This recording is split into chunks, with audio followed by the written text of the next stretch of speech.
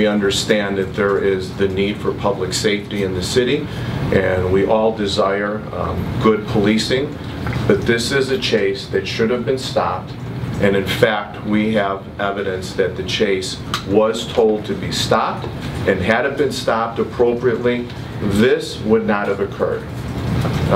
As you know, July 11th was a beautiful day here in the city of Chicago. It was sunny. Shatrelle and her family were at a bus stop at 63rd Street, and it was their intention to go to the beach.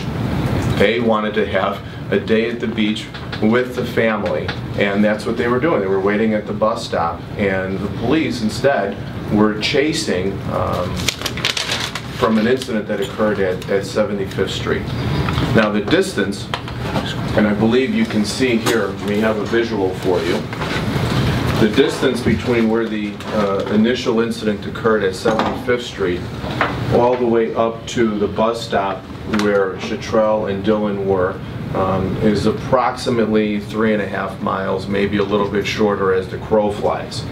To give you a perspective of the distance that we're looking at here, it's the same distance if you were to travel from from Michigan Avenue in Wacker all the way to North and Damon. So that's the same distance.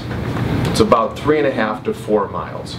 So police chased in excess of 60 miles per hour through residential neighborhood. You can see very clearly this is all residential.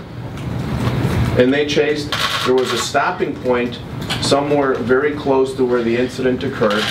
Police were not able to apprehend, and they continued the chase.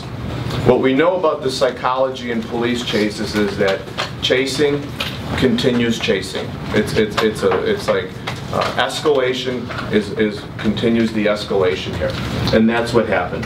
So they're chasing these unfortunate people who were involved in this shooting and lost control of the vehicle, and we know that that tragedy occurred. And he should not have died.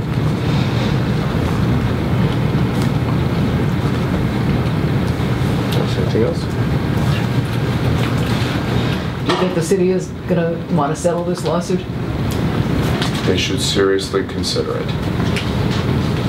They should seriously consider it. But let me tell you, with the statements that I've seen coming from the Chicago Police Department lately, deflecting blame on everybody but themselves, and their failure to take responsibility for any of their actions, for their disregard of rules, it all circles back to the culture that is instilled in this police department now, is to deflect and never accept responsibility.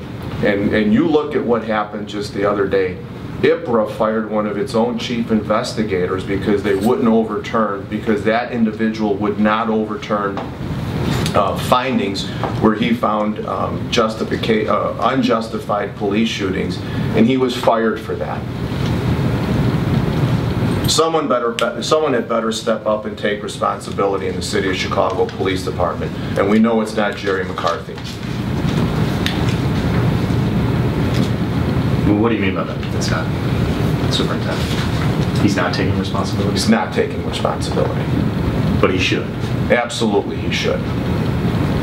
Where has he been accepting responsibility or offering condolences or apologies or sorry to this family?